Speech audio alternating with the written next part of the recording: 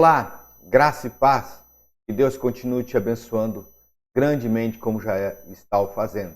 Antes de qualquer coisa, eu quero orar com você para iniciarmos. Pai, em nome de Jesus, vem sobre os nossos corações, nos abençoa, trata as nossas vidas, vem sobre o nosso entendimento, para que a gente possa te entender. Vem sobre os nossos ouvidos que possamos te ouvir.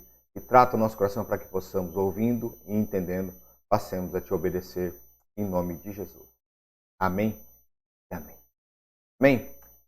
Vamos falar hoje sobre a parábola da ovelha perdida. Para isso, convido a abrir a sua Bíblia ou acessar a sua Bíblia no livro de Lucas, capítulo 15, do verso 3 até o verso 7. Ou apenas me escute. Diz assim: E lhes propôs esta parábola, dizendo: Que homem dentre vós, tendo 100 ovelhas, e perdendo uma delas, não deixa no deserto as 99 e vai após a perdida até que venha achá-la?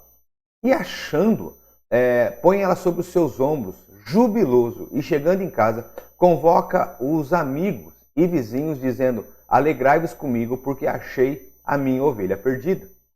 Digo-vos que assim haverá alegria no céu por um pecador que se arrepende, mas do que por 99 justos que não necessitam do arrependimento. Amém. A parábola da ovelha perdida, ela se encontra em Mateus, capítulo 18, verso 12 a 14, e Lucas, capítulo 15, do verso 3 ao verso 7, a que nós lemos. Ela vai falar sobre um pastor que possui 100 ovelhas, né, da ideia do pastor que possuiria 100 ovelhas e, perdendo uma, ele não mede esforços para ir atrás dessa uma. Não mede esforços a ponto de deixar as 99 no seu aprisco e buscá-la, tá certo? Quando o pastor encontra, então, esta ovelha, ele se torna jubiloso, cheio de alegria, e chegando na sua casa, ele convoca amigos e vizinhos e fala assim: vamos, venham se alegrar comigo, porque eu encontrei a ovelha que estava perdida. E ele encerra falando assim que digo que haverá da mesma forma uma alegria no céu por um pecador que se arrepende, muito mais do que por 99 justos que não querem o arrependimento. Tá? A explicação da parábola, já disse que ela está em Mateus e Lucas, os relatos são basicamente idênticos, mas possivelmente as pessoas que estão em volta de Jesus, na época que ele falou, tanto para Mateus quanto para Lucas, talvez ou possivelmente tenha-se pessoas de forma diferente, apesar do relato ser extremamente igual e trazer a mesma carga de mensagem. Tá? A parábola no texto de Lucas, a qual nós lemos, ele vai mostrar uma situação bem simples. Jesus está no meio de publicanos e pecadores. Quem são os publicanos? Já falei em outros momentos, publicanos são aqueles que o Império Romano contratava para que cobrasse impostos. Sim, essas pessoas não eram justas. Elas cobravam a mais, elas roubavam. Então, são pessoas a qual o próprio judeu, o próprio povo, os desmerece. Então, são pessoas que não conseguem ir ao templo, são pessoas que são marginalizadas.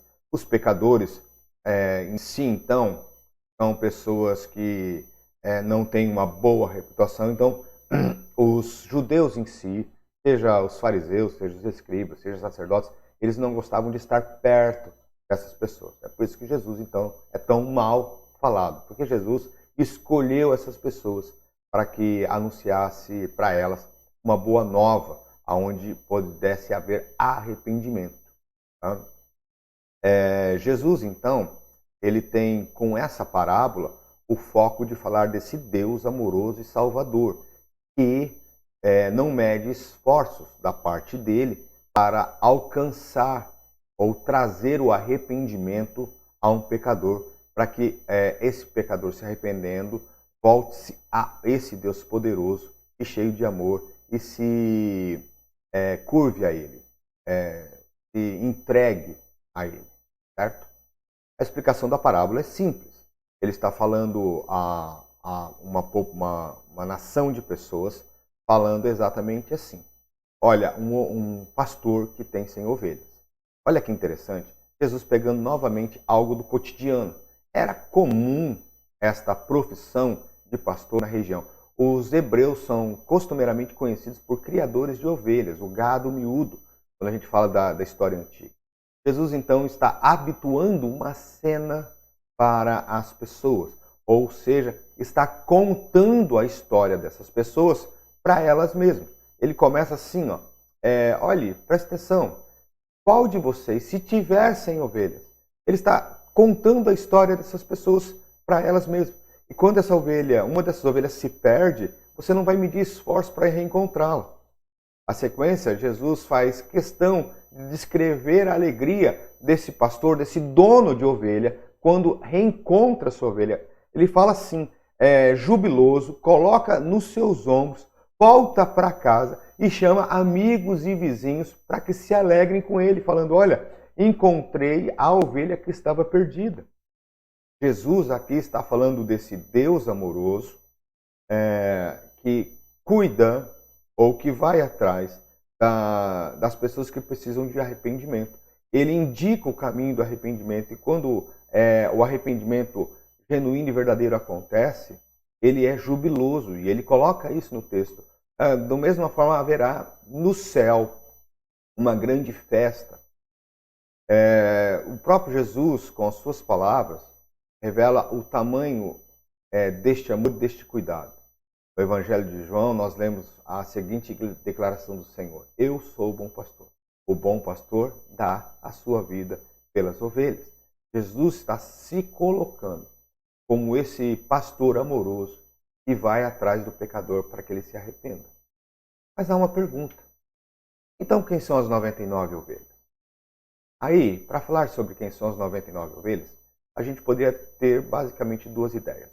A primeira é que são justos. Sim, são aquelas pessoas que verdadeiramente fazem a vontade de Deus, que seguem os mandamentos, que estão aos cuidados do Senhor, e também há alegria no céu pela conduta da vida dessas pessoas. No entanto, quando um pecador se arrepende, há uma alegria ainda maior. É como uma ovelha desgarrada que foi recuperada, certo? Como diz o texto. Uma segunda interpretação, talvez mais pesada e dolorosa, é que ele considera essas 99 ovelhas, ou 99 injustos, são aqueles que apresentam a autojustificação por si mesmos. Ou seja, eles se autojustificam, ou se denominam justos porque têm uma aparência de justiça, ou porque têm uma aparência de santidade. É uma aparência que eles mesmos colocaram. A gente pode falar que são justos aos seus próprios olhos. Como falei, justos na sua autojustificação. O parâmetro são eles mesmos, certo? E por isso pensam que não precisam de nenhum tipo de arrependimento, que não precisam se converter, que não precisam se quebrantar, que não precisam se derrubar aos pés do Senhor. Isso porque alguém que se julga justo, obviamente, não precisa se arrepender de nada. Partindo dessas duas interpretações, elas são interessantes, mas quando Jesus vai contar essa parábola, ele está falando da segunda. Ele é bem mais pesado. Jesus está falando exatamente isso. Ele dá esse pretexto, esse texto no final, que haverá uma alegria maior quando uma ovelha se arrepende, quando um pecador se arrepende, do que 99 pessoas que não precisam de arrependimento. Ele coloca aqui justos que não precisam de arrependimento. Parece claro que Jesus está falando nitidamente sobre as pessoas mais ligadas ao templo, aos fariseus, escribas, sacerdotes, as pessoas que provavelmente se denominavam justas e não achavam que precisavam de nenhum tipo de arrependimento. Vale lembrar aqui que Jesus havia censurado os fariseus por se ajuntar com pessoas, por não se ajuntar com pessoas reprováveis, por não cuidar de pessoas. Mas Jesus sempre deixa claro que ele não veio chamar justos ao arrependimento, mas sim pecadores para o arrependimento. Se a gente parar a pensar assim, a gente tem que ver que essa lição, essa parábola traz algumas lições para nós. A primeira seria que uma única pessoa faz falta no reino. Muitas vezes a gente está acostumado com situações que fatalmente pensamos que um a mais ou um a menos não faz diferença. Mas para a nossa visão humana, talvez seja até assim. Mas nós estamos falando do reino, não estamos falando de algo que é nosso, estamos falando de algo que é do próprio Deus. Então, algo que é do próprio Deus, para ele faz falta, é dele. Tá certo? A segunda ideia, ou uma segunda lição, é que o pastor é quem busca as ovelhas. Ou seja, Jesus, através da ação do Espírito Santo, vai atrás do pecador. Ah, então isso me dá a ideia de que eu não preciso fazer mais nada, que, então é o Espírito Santo. Não. Jesus dá uma ordem muito clara para nós. Ide, pregai a boa nova a toda criatura. Então é isso que nós devemos fazer. Nós devemos simplesmente abrir as nossas bocas e as nossas vidas e ministrar às pessoas que existe uma obra redentiva, que existe uma boa nova de salvação, que existe um Deus amoroso, que também existe um Deus de justiça, que existe um Deus que que traz arrependimento aos nossos corações, que nos acolhe, que nos busca com júbilo e faz uma festa quando há um arrependimento genuíno. Então, por mais que seja o pastor ou Cristo que busque as ovelhas, há um trabalho para as nossas vidas que é ministrar na vida dessas pessoas. E é através das nossas vidas que elas conhecerão a esse pastor. Uma terceira é bem simples. E devemos aprender com essa atitude do bom pastor. O bom pastor, do texto, não se preocupa que tipo de erro essa ovelha fez. Ele só foi atrás da ovelha que deu o erro.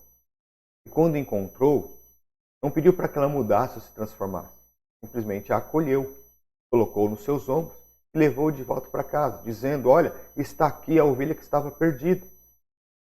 É claro, se a gente olhar para a história dos pastores de Israel, a função do pastor, o trabalho do pastor, quando a ovelha costumeiramente se desgarrava, eles deslocavam a junta do quadril.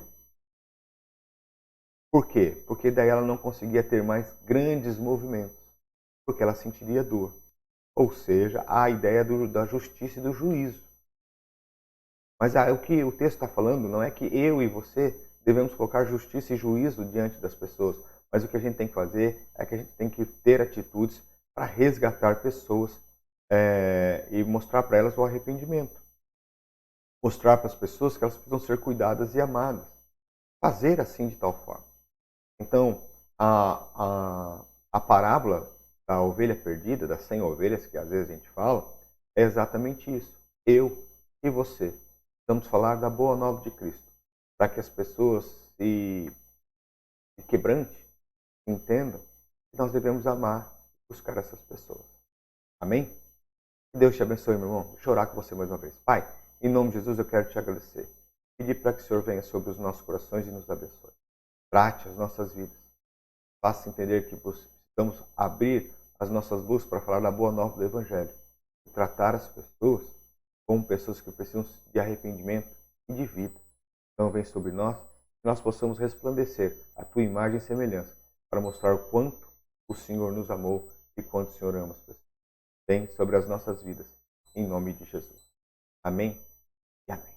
Amém? Que Deus te abençoe, que Deus te guarde, fique na paz e nós nos vemos por aí. Um grande abraço.